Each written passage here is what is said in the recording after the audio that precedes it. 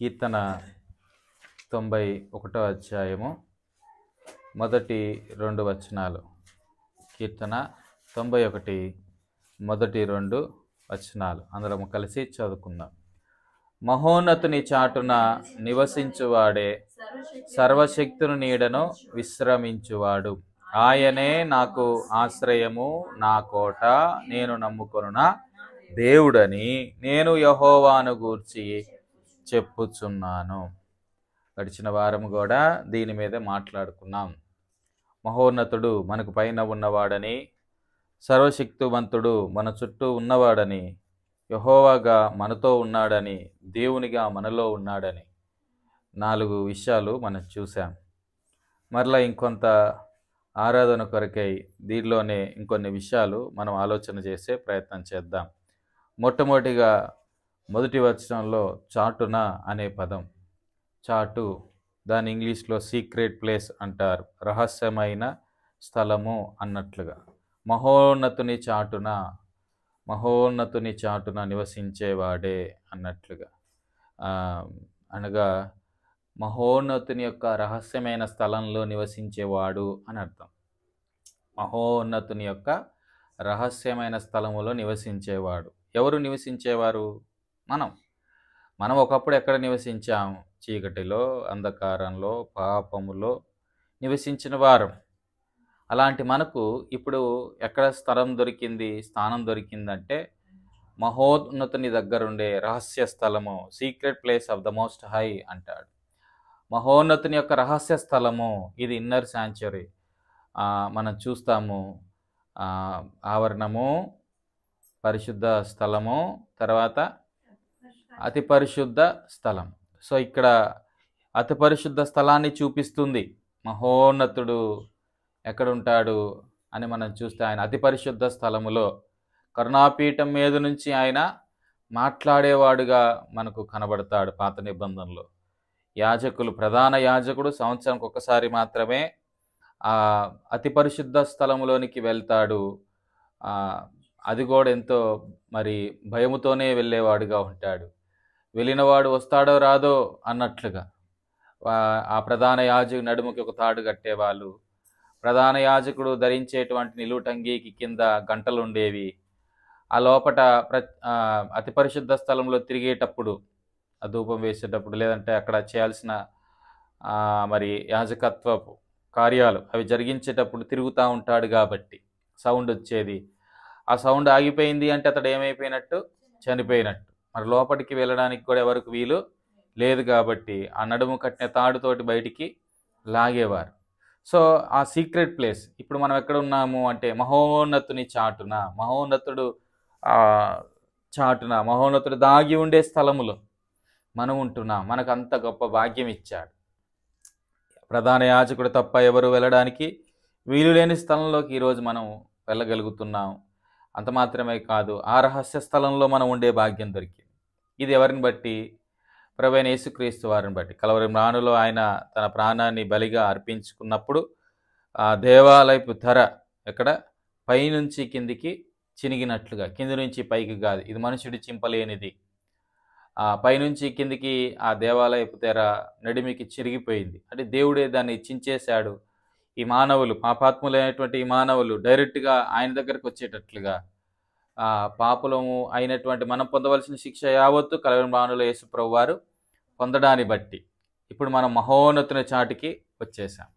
ఎంత గొప్ప అనుభూతి! అందుకే ఇక్కడ ఆ మాటలు జ్ఞాపకం చేస్తున్నాడు. మహోన్నతుని చాటున, ఇది మహోన్నతుని యొక్క రహస్య స్థలములో ఆయనతో పాటు ఉండేవాడు ధన్యుడు. ఇది ఆయనతో జరిగే సహవాసాన్ని చూపిస్తాం. ఆయనతో పాటు జరిగే సహవాసాన్ని, ద ప్లేస్ ఆఫ్ ఇంటిమేసీ అనొచ్చు. ప్రభుతో కలిగి ఉండే గొప్ప సహవాసపు అనుభవం ఇది. సో ఆయన చాలా దగ్గరగా అయిపోయాడు కదా. పాత నిబంధనలో ఆయనను ఎవరూ సమీపించలేరు. పాత నిబంధనలో మనం చూస్తే మధ్యవర్తులుగా ప్రవక్తలు, ప్రధాన యాజకులు వీరు మనకు కనబడేవారు. కానీ క్రొత్త నిబంధన కింద ఉన్న మనం ఎంతో ధన్యులం.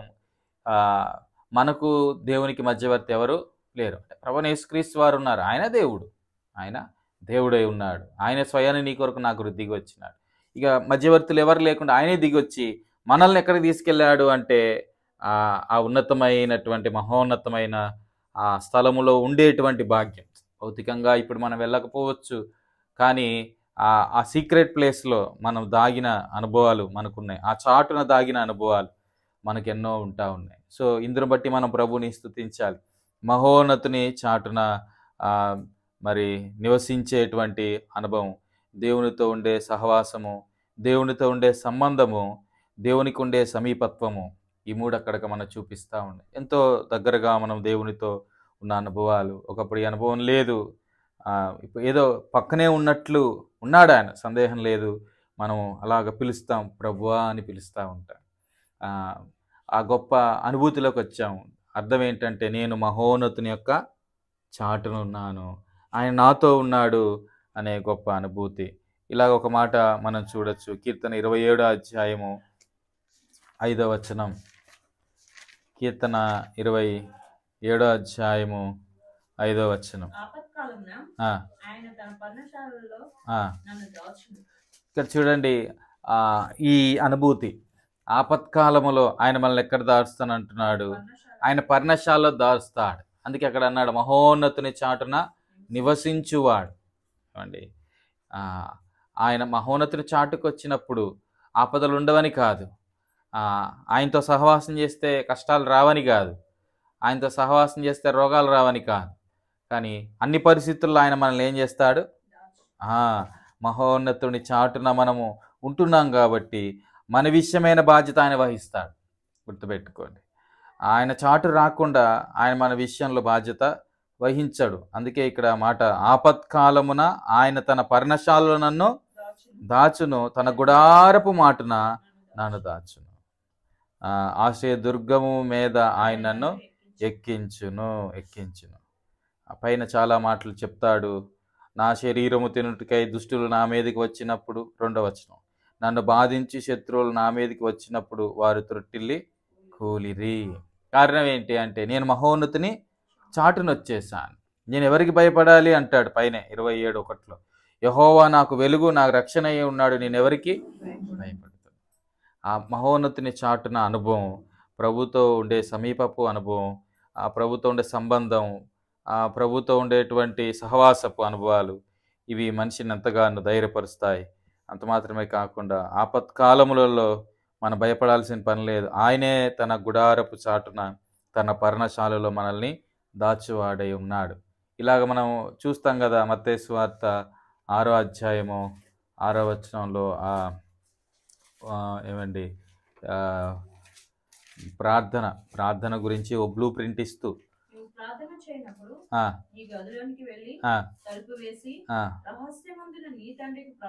ఎక్కడున్నాడు? అదే చాటున, మహోన్నతుని చాటున అనే పదం, మన ప్రభు రహస్యములో ఉన్నాడు అన్నట్లుగా ఆ చాటుకి వెళ్ళిపోయాం. ఇప్పుడు ప్రార్థన చేస్తున్నప్పుడు కూడా ప్రభు అక్కడ యేసు ప్రభు అదే ఆ మాట మనకు జ్ఞాపకం చేస్తూ ఉన్నాడు. ఏమనంటే అప్పుడు రహస్యమందు చూచు నీ తండ్రి, ఆయన హైడింగ్ ప్లేస్ అన్నమాట, ఆయన దాగినటువంటి స్థలం, ఆయన ఉన్నటువంటి స్థలం. ఇప్పుడు ఆయన చాటుకు వచ్చేసాం మనం. ఏమండి, ఈ గొప్ప అనుభూతిలోనికి ప్రభు మనల్ని తీసుకొచ్చాడు కదా. ఇలాగా యోహాను సువార్తలో కూడా అంటాడు 15వ అధ్యాయం 4వ వచనంలో, మీరు నా యందు నేను మీ యందు నిలిచిన ఎడల అనే మాట అక్కడ మనకు కనబడుతూ ఉంటుంది. సో ఇది ఏమి స్థలము? మహోన్నతుని చాటున అంటే ఏ స్థలం ఇది? ప్రభుతో సహవాసము చేసే స్థలము. ఒకప్పుడు మనం లోకంతో సహవాసం చేశాము, లోకంలో ఉండే మనుషులతో సహవాసం చేసిన వారము, లోకంలో ఉన్న చీకటితో సహవాసం చేసిన వారము, లోకంలో ఉన్న చెడిపోయినటువంటి వ్యవస్థతో సహవాసం చేసిన వారము, లోకంలో ఉన్నటువంటి వ్యర్థమైన వాటితో వ్యక్తులతో సహవాసం చేసిన వారము. కానీ ఈనాడు మనకు గొప్ప సహవాసం దొరికింది, అది దేవాతి దేవునితోనే సహవాసం. ఏమండి, అందుకే ఎలాంటి పరిస్థితులు వచ్చినా నేను ఎవరికి భయపడను వెరువను అన్నాడు కీర్తనకారుడు. ఆయన నాకు వెలుగు, ఎందుకంటే నా దేవుడు సర్వోన్నతుడు, నేను ఆయన చాటుకు వచ్చేసాను, ఆయన రెక్కల కిందికి వచ్చాను, ఆయన గుడారంలో ఉన్నాను. ఈనాడు మనం ఎంతో ధన్యులం. మనము ఒక అద్భుతమైన స్థలంలో ఉన్నాము. ప్రభుతో సహవాసపు స్థలము అది, ప్రభుతో సహవాసం చేసే స్థలం. ఆ స్థలంలో ప్రభుతో సంబంధము మనకు ఏర్పడింది. మనం ఆయన కుమారులమయ్యాం, ఆయన బిడ్డలమయ్యాం. యేసు మనకు సహోదరుడయ్యాడు కదా. ఒక మంచి సంబంధం, ఒక మంచి సహవాసం ఆ మహోన్నతుని చాటున మనకు దొరికింది. ఇది మొట్టమొదటిగా చూడొచ్చు. ఎలాంటి పరిస్థితులు ఉన్నా ఈ మహోన్నతుని చాటుకి ఆనాడు ప్రధాన యాజకుడు సంవత్సరానికి ఒకసారి వచ్చేవాడు. కానీ ఈ మహోన్నతుని చాటున ఎల్లవేళలో ఉండే భాగ్యం మనకు దొరికింది. సో ప్రభువా, నీ చాటున, మహోన్నతుడైన నీ చాటున నివసించే భాగ్యం నాకు ఇచ్చి పెట్టావు. అందుకుని బట్టి నీకు వందనాలు. ఒక ఉన్నతమైన రాజు ఉన్నాడు అనుకోండి, ఆయనతో సహవాసం చేయాలి అంటే సామాన్యుడు చేయగలడా? ఏదో పెంటకుప్ప మీద ఉండేవాడు చేయగలడా? చేయలేడు. తనతో సమానంగా ఉన్న ఇంకొక రాజుతోటో మంత్రులతోటో సహవాసం చేస్తాడు కానీ నీచమైన మానవ జాతితోటి, నీచమైనటువంటి తృణీకరింపబడ్డ వారితోటి సహవాసం చేస్తాడా? కానీ దేవాతి దేవుడు ఆయన నా సహవాసాన్ని కోరుకున్నాడు, మనతో ఉండాలని ఇష్టపడ్డాడు. అందులో భాగంగానే తన ప్రియకుమారుడైన యేసును మన కొరకు పంపించి ఆయన ద్వారా ఇప్పుడు మనము ఈ సహవాసపు అనుభవంలోనికి వచ్చాం. యేసు లేకపోతే మనము తండ్రి అయిన దేవునితో సహవాసము కలిగి ఉండేవారము కాము.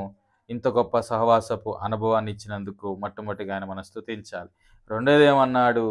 సర్వశక్తుని నీడను విశ్రమించువాడు. ఇది ఏ ప్లేస్ ఆఫ్ ప్రొటెక్షన్ అంటారు. భద్రత దొరికే స్థలంగా ఇక్కడ మనం చూడొచ్చు. ఈ సర్వశక్తుడు ఆయన సమీపంగా ఉండే దేవుడు మాత్రమే కాదు, ఈ సర్వశక్తుడు మనల్ని కాపాడే దేవుడు. అవండి, ఆయన నీడలా ఉండే దేవుడు. అందుకే ఇక్కడ అంటున్నాడు సర్వశక్తుని నీడను విశ్రమించేవాడు. ఇది కూడా ఆయన సమీపత్వాన్ని చూపిస్తాం, ఆయన భద్రతను చూపిస్తాం, ఆయన ఎంతగా మన చుట్టూ వ్యాపించి ఉన్నాడు. ఏమండి, ఆయన ఇక్కడో అక్కడ ఉండే దేవుడు కాదు. ఏమండి, నువ్వెక్కడికి వెళ్తే నీతో పాటు వచ్చే దేవుడు. ఆ సర్వశక్తుని నీడ ఆయన ఆశ్రయించిన బిడ్డలందరి మీద వ్యాపించింది కదా. ఆ సర్వశక్తుని యొక్క నీడ ప్రపంచమంతా వ్యాపించింది.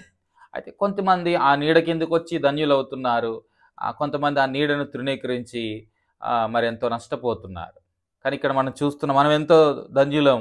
ఎందుకంటే ఆ సర్వశక్తుని నీడ కిందికి వచ్చాం. అంతకుముందు కూడా మనం ఇప్పుడు మాట్లాడుకుంటాం, పడగ విప్పిన పాము యొక్క నీడ కూడా పడిద్ది. నీడే కదా అని చెప్పి ఆ పడగ విప్పిన పాము కిందికి వెళ్ళిపోతుంది. ఏం చేసిద్ది? మనల్ని నశింపజేసిద్ది. అలాగా ఈ లోకంలో ఉన్న వ్యర్థమైనటువంటి విషయాలు ఇవన్నీ కూడా ఒక సర్పం, విషపూరితమైన సర్పం లాంటిది. అదొక నీడనిస్తూ ఉంది ఈ మానవునికి. ఆ నీడలో ఈ మానవుడు ఆనందిస్తున్నాడు, తెలియట్లేదు ఆ నీడ ఆ మానవుడిని ఒకరోజు మింగేసిద్ది అని. మనం ఎంతో ధన్యులం. మనం ఏ నీడకు వచ్చాము అంటే సర్వశక్తుని నీడ. సర్వశక్తుని నీడ. ఈ నీడ ఎల్లవేళన మన మీద ఉండిద్ది. ఈనాడు లోకం చూపించే నీడ అది నీడ కాదు, అది తర్వాత అది మాయమైపోయిద్ది, అది వాడిని మింగేసిద్ది. కానీ ఈనాడు ఆయన నీడలో మనం బ్రతుకుతున్నాం. ఆయన నీడలో సర్వశక్తుని నీడ మనకేం దొరికింది అంటే అక్కడ సహవాసము మహోన్నతుని చాటును దొరికింది. ఇక్కడ సర్వశక్తుని నీడనేమో ఏం దొరికింది అంటే భద్రత దొరికింది. మనకేమీ తక్కువ కాలేదు కదా. నా దేవుడు అన్నిటినీ సమకూర్చగల సామర్థ్యం కలిగిన దేవుడు. నా దేవుడు అన్ని పరిస్థితుల్లో నాకు సహాయం చేయగల సామర్థ్యం కలిగిన దేవుడు. నీకు అందించే దేవుడు మాత్రమే కాదు, నిన్ను ఆదుకునే దేవుడు. నీ ఆపదల్లో నుంచి నిన్ను విడిపించే దేవుడు. అవసరమైతే నీ ఆపదల్లో నీతో పాటు ఉండే దేవుడు. షడ్రక్ మేషక్ అబేద్నెగోలతో పాటు ఉన్నట్లుగా వారి యావత్ బాధలో ఆయన బాధను పొందినాడు. సో ఆయన మనతో ఉన్నాడు. ఆయన మనల్ని భద్రపరిచే దేవుడుగా ఇక్కడ మనము చూడొచ్చు. ఇలాగ ఇంకో మాట చూడండి, కీర్తన 63వ అధ్యాయము 7వ వచనం. 63:7. నీవు నాకు సహాయుడివై ఉన్నావు, నీ రెక్కల చాటున శరణజొచ్చి. చూడండి ఎంత అద్భుతంగా ఇక్కడ కీర్తనకారుడు దావీదు మాట అంటున్నాడు. ఏమంటున్నాడు? నీవు నాకు సహాయుడివై ఉన్నావు. నేను మనుషుల యొక్క సహాయం నమ్ముకోవట్లేదు. మనుషుల సహాయము వ్యర్థం, మనుషుల బలము వ్యర్థం. అందుకే మొదట్లోనే ఆ మాట అన్నాడు, దేవా నా దేవుడవు నీవేనయ్యా, వేకువలే నిన్ను వెతుకుదును అంటున్నాడు దావీదు. ఒక రాజు అయినప్పటికీ కూడా ఏ నీడని ఆశ్రయిస్తున్నాడు? తన ఏమండి అంతఃపురంలో ఉండే నీడని ఆశ్రయించట్లేదు, తన రాజ్యపు నీడలో ఉండట్లేదు, తన స్వనీతి యొక్క నీడలో బ్రతకట్లేదు, ఏదో ఎవరో నీడలో ఉండడానికి ఇష్టపడట్లేదు. ఆయన ఎవరి నీడకు రావాలని ఇష్టపడుతున్నాడంటే ఉదయం లేచింది మొదలు నా దేవుని నీడ, నా దేవుని నీడ, ఆయన నీడుంటే చాలు నాకు. ఏమండి, అందుకే అంటున్నాడు, దేవా నా దేవుడు నీవే, వేకువనే నిన్ను వెతుకుదును, నీ నీడ లేకపోతే నేను అడుగు కూడా వేయలేనయ్యా. ఇజ్రాయేల్ ప్రజల్ని దేవుడు అరణ్యంలో పగలు మేఘస్తంభంగా ఉండి ఆయన నీడ, సర్వశక్తులను నీడ వారి మీద కమ్మింది. అందుకే వారు ఎడారిలో ఎంత దూరం ప్రయాణం చేసినా వారు అలసిపోలేదు, సొలసిపోలేదు. ఎంతో సమృద్ధిని వారు పొందుకున్నారు, ఆనందించారు. నా యాత్ర జీవితంలో, ఈ లోకం అనే యాత్రలో ఎన్నో కష్టాలు, దుఃఖాలు, ఇరుకులు, ఇబ్బందులు అయినప్పటికీ మనకు దొరికిన భాగ్యం ఏంటంటే ఆ సర్వశక్తుని నీడ కింద ఉన్నాం. అదే ఇక్కడ దావీదు అంటాడు, వేకువనే నిన్ను వెతుకుతాను, నీ బలము నీ ప్రభావము చూడవలనని పరిశుద్ధాలయమందు నేనెంతో ఆశతో నీ తట్టు కనిపెట్టుకొని ఉన్నాను. ఎంతలా అంటాడంటే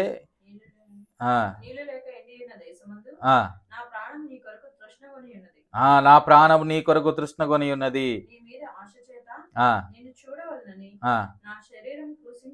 అంటే దేవుని నీడ కొరకు ఆయనకున్న ఉబలాటం ఏమండి దావీదికి, దావీది కంటే గొప్ప భాగ్యం మనకు దొరికింది కదా. అందుకే 7వ వచనం, నీవు నాకు సహాయకుడవై ఉంటివి, నీ రెక్కల చాటున శరణొచ్చి ఉత్సాహధ్వని చేయించిన. ఇలా అనొచ్చు, సర్వశక్తులు నీడకొస్తే విజయం వచ్చినట్టే. నువ్వు పోరాడకపోవడం సంగతి పక్కన పెట్టి ఆయన నీడ కిందికి వస్తే నీకు విజయం వచ్చినట్టే. ఆయన నీడ కిందికి వస్తే నీకు భద్రత వచ్చినట్టే. ఆయన నీడ కిందికి వస్తే నీ అవసరాలు తీరినట్లే. ఆయన నీడ అంత గొప్ప భరోసాని ఇచ్చింది మానవ జాతికి. అందుకే మనము ఆ మహోన్నతిని చాటుకెళ్తే సహవాసం దొరికింది, సర్వశక్తుని యొక్క నీడ కిందికి వస్తే భద్రత దొరుకుతూ ఉంది. యెషయా గ్రంథంలో ఒక మాట చూడండి, 25వ అధ్యాయము 4వ వచనం. యెషయా గ్రంథము 25:4. కాబట్టి బలిష్ఠులైన జనులు నిన్ను గణపరచెదరు, భీకర జనముల పట్టణస్థులు నీకు భయపడుదురు. ఆ తర్వాత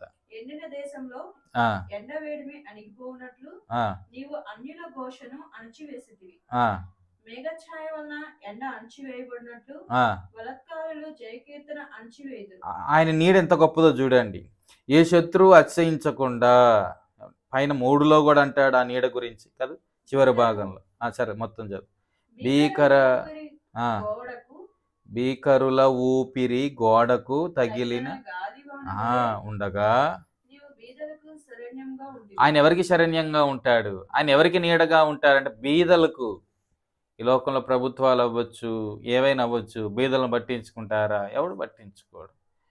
కానీ నా దేవుడు ఎవరంటే ఎవరిని విడిచిపెట్టాడు, ఆయనకు అందరూ కావాలి. మరి ప్రాముఖ్యంగా ఇదిగో ఈ బీదలైన వారి విషయంలో ఆయన ఎంతో శ్రద్ధ వహిస్తాడు. అందుకే ఇక్కడ అంటున్నాడు, నీవు బీదలకు శరణ్యముగా ఉంటివి,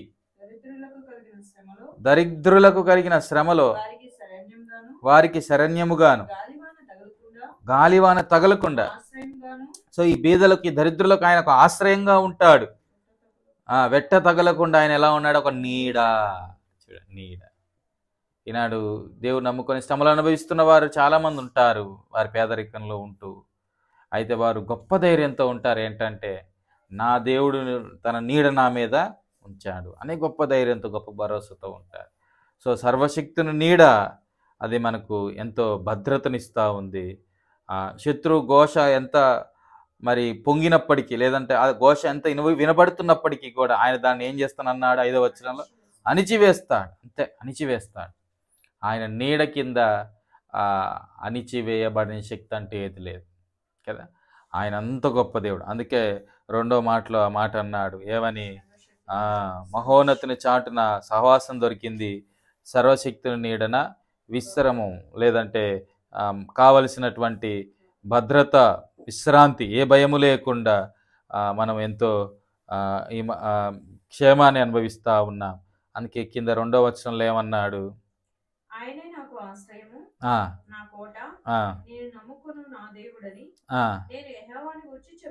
సో ఇక్కడ కొన్ని మాటలు మనం చూడొచ్చు.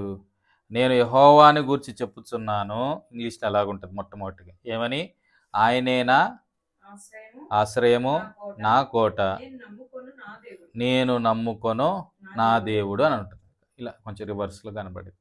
సరే, తలంపు ఏంటంటే ఇది విశ్వాసపు స్వరము. చాటుకొచ్చిన వాడు, నీడ కిందకి వచ్చినటువంటి వాడు నోట్లో నుంచి స్వరం రావాలి. ఏమని, ఆయనేనా దేవుడు, నేను యెహోవాను నమ్ముకున్నాను. ఈ విశ్వాసపు మాటలు రావాలి ఆరాధనలో. ఈ మాటలు కనబడాలి. నా దేవుడు సజీవుడు, నేను నమ్మినటువంటి దేవుడు సజీవుడు. ఆరాధన అనేటువంటిది నీ అంతరంగ విశ్వాసాన్ని బహిర్గతం చేయడం. నీ దేవుని యందు నువ్వెంత విశ్వాసం ఉంచావో, లేదంటే నీవు విశ్వాసం ఉంచినటువంటి దేవుడు ఎంత గనుడో అది నీ ఆరాధనలో బయటపడిపోయింది. ఏమండి, నీ ఆరాధనలో నువ్వు ప్రభువుని ఎంతగా ఎరిగావో, నువ్వు ఎరిగినటువంటి ప్రభు, నువ్వు తెలుసుకున్న ప్రభు ఎంత గొప్పవాడు, ఆయన ఎంత సామర్థ్యం కలిగినవాడు, అది నువ్వు ఆరాధించే విధానంలో బయటపడిపోవాలి. అలాంటి గొప్ప సహవాసపు అనుభవం మన ప్రభుతో కలిగి ఉంటే కానీ మనం ప్రభుని మనస్ఫూర్తిగా ఆరాధించలేం. అందుకే ఇక్కడ ఏమన్నాడు, ఆయన ఆశ్రయం నా కొండ నా కోట అంటున్నాడు. ఆయన వర్ణించడానికి ఆయన పదాలు ఏమి ఇంకా ఎలా వర్ణించాలి అని ఉబలాట పడిపోతున్నాడు. కీర్తన 18వ అధ్యాయం 2వ వచనంలో చూడండి. కీర్తన 18వ అధ్యాయము 2వ వచనం, యెహోవా నా శైలం నా కోట, ఆయన నన్ను రక్షించేవాడు, నా కేడము నా రక్షణ శృంగము, నా ఉన్నత దుర్గము, నా దేవుడు, నేను ఆశ్రయించున్న నా దుర్గము. ఎంత గొప్ప ఆ మహోన్నతుడు, ఆ సర్వశక్తిమంతుడు ఎవరో కాదు, నా దేవుడు ఆయన, నేను ఆశ్రయించిన దేవుడు, ఆయన దుర్గమండి, ఆయన బండ అంటున్నాడు. ఏమండి, ఇంగ్లీష్లో రాక్ అనే మాట ఉంటుంది. నేను కదల్చబడను, నన్ను తీసుకొచ్చి ఆ బండ మీద పెట్టాడు, నన్ను అవసరమైతే బండ చాటున దాస్తున్నాడు, వేడి గాలి తగలకుండా. వరద వచ్చిందా తీసుకొచ్చి బండ మీద పెడుతున్నాడు. ఆయన గురించి నేను ఏమి చెప్పాలి అన్నట్లుగా. ఏమండి, నేను ఆయన ప్రేమించుచున్నాను, పైన అదే అంటాడు, యెహోవా నా బలమా నేను నిన్ను ఆయన ప్రేమించేవారు ఆయన వర్ణించే విధానం చాలా అద్భుతంగా ఉంటుంది. ఏమండి, ఇక్కడ దావీదు కూడా అలాగున దేవుణ్ణి స్తుతిస్తూ దేవుని ఆరాధిస్తున్నాడు, ఆయన విశ్వాసాన్ని వ్యక్తపరుస్తున్నారు కదా. ఈ 2వ వచనంలో మనకు కనబడుతున్న విషయం ఏంటి అంటే వాయిస్ ఆఫ్ ఫెయిత్, విశ్వాసము యొక్క స్వరము. ఆరాధన, నీవు నేను ఆరాధించే విధానము అది దేవుని గణపరుస్తూ, ఏమండి, దేవుని హెచ్చిస్తూ, అంత మాత్రమే కాకుండా దేవుని అందులో నువ్వు ఎంత విశ్వాసం ఉంచావో అది ఇతరులు చెప్పేటువంటి పరిస్థితులు కనబడాలి. అంత మాత్రమే కాకుండా ఒక ఆరాధికుడు దేవునిలో ఎంత విశ్రమిస్తున్నాడో, ఒక ఆరాధికుడు దేవుని యందు ఎంత నమ్మిక ఉంచుతున్నాడో, ఒక ఆరాధికుడు దేవునిలో ఎంత విశ్వాసాన్ని పొందుకుంటున్నాడో ఆ 2వ వచనం ద్వారా వ్యక్తపరుస్తూ ఉన్నాడు కదా. అలాగా మనము దేవుని మహింపరచాలి. ఇలా ఇంకో మాట చూడండి, ఫిలిప్పీయులకు రాసిన పత్రిక 4వ అధ్యాయం 6-7 వచనాలు. ఫిలిప్పీయులకు రాసిన పత్రిక 4వ అధ్యాయము 6-7 వచనాల్లో, దేని గురించి చింతపడకుడు గాని ప్రతి విషయంలోనూ ప్రార్థనా విజ్ఞాపనల చేత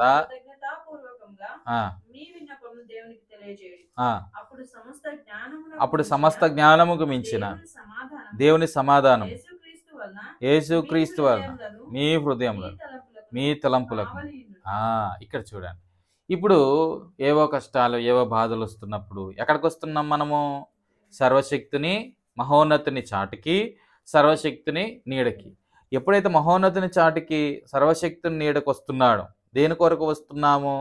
ప్రార్థనా విజ్ఞాపనల చేత కృతజ్ఞతాపూర్వకంగా ఆయనకు మన విన్నపాలు తెలియజేసుకోవడానికి వస్తున్నాం. అలా వస్తున్న ప్రతిసారి కూడా ఏం జరుగుతుంది అంటే దేవుని సమాధానము యేసుక్రీస్తు వలన మన హృదయాలకు మన తలంపులకు అది ఏం చేస్తూ ఉంది? కావాలి. సమాధానం పొందుకుంటున్నా, పరిస్థితులు చూసి భయం వేయట్లేదు కదా. అందుకే కొంతమంది క్రైస్తవుల్ని అడుగుతూ ఉంటారు కదా, దేవుని ఎరగని వారు, మీకు భయం వేయట్లేదా అంటే, మనకు భయం అవ్వదు. ఎందుకు భయం అవ్వదు? నేను ఆయన చాటుకొచ్చాను, ఆయన నీడ కిందకి వచ్చాను, నాకెందుకు భయం?